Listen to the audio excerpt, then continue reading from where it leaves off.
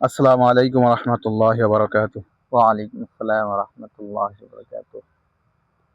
হজরত, আপনার কাছে একটু প্রশ্ন ছিল। সেটা হলো, বর্তমানে বাংলাদেশের সাধারণ জনতা যারা আছেন, যারা একেবারেই সাধারণ মানুষ, তারা অনেকেই দেখা যায় নামাজ কালামের দিকে, তারপরে ইসলামের মাইন্ডের দিকে তাদের আসলে অনেকটা কম দেখা যায়। তো তাদেরকে নামাজি বানানো বা দিনের লাইনে দিন শিখানোর পদ্ধতি আসলে কোন লাইনে গেলে ভালো হবে বেশি? এটা কি তাবলিগে গেলে ভালো হবে, আর চরমোনাইতে গেলে ভালো হবে, নাকি সার্সিনার দিকে গেলে ভালো হবে? যদি এই বিষয়ে একটু দর্শকদের উদ্দেশ্য করে আপনি কিছু বলতেন, তাহলে হয়তো উম্মতের জন্য একটু ফায়দা হইতো।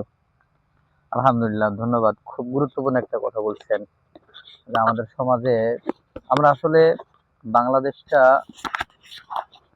ইসলামিক কান্ট্রি না, কিন্তু তারপরও ইসলামিক নিয়মে মানুষ চলতে অভ্যস্ত। মানুষ ইসলামকে খুব পছন্দ করে, খুব ভালোবাসে।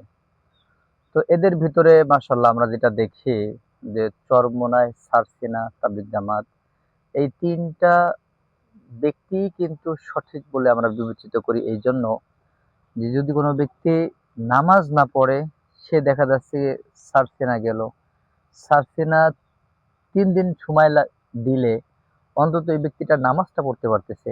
জি, জি। এক ব্যক্তি চরমোনাই যাইতেছে, ব্যক্তি কোনোদিন নামাজ পড়ে নেই, ওখানে গেলে অন্তত সে নামাজটা শুদ্ধ করতে পারতেছে। আর এই সমস্ত ব্যক্তিগুলো তারা যদি এই ৩ দিন মাহফিলের থেকে আসার পরে যদি তাবলিগ জামাতে সময় দেয়, এখানে ৩ দিন আছে, এক চিল্লা আছে, ৩ চিল্লা আছে, এমনকি ১ বছর পর্যন্ত আছে। এই দীর্ঘ সময় ধরে সে যদি অতিবাহিত করে, যেমন আমাদের দেশে আলেম ওলামারা যদি তারা ইসলামিক নিয়মে যদি সঠিকভাবে চলতে চায়, ওই ব্যক্তি হয়তো হাফেজ, মাওলানা, মুফতি পর্যন্ত তার পড়তে হয়। তো এই পড়া পর্যন্ত তার দীর্ঘ একটা সময় অতিবাহিত করতে হয়। জি। তো এই সাধারণ মানুষটা যদি দীর্ঘ সময় অতিবাহিত করতে হয়, তার দ্বারা সম্ভব হচ্ছে না। তো তাবলিগ জামাতে যদি এই চরমোনাইয়ের ব্যক্তি, সারসিনার ব্যক্তি, এনারা যদি এইখানে যদি দীর্ঘ একটা সময় ব্যয় করে, এর দ্বারা সে অন্তত আলেম না হইলেও আলেমের ক্যাটাগরি অনুযায়ী সে চলার একটা চিন্তা ভাবনা তার ভিতর আল্লাহ তাআলা দিয়ে দেয়। জি।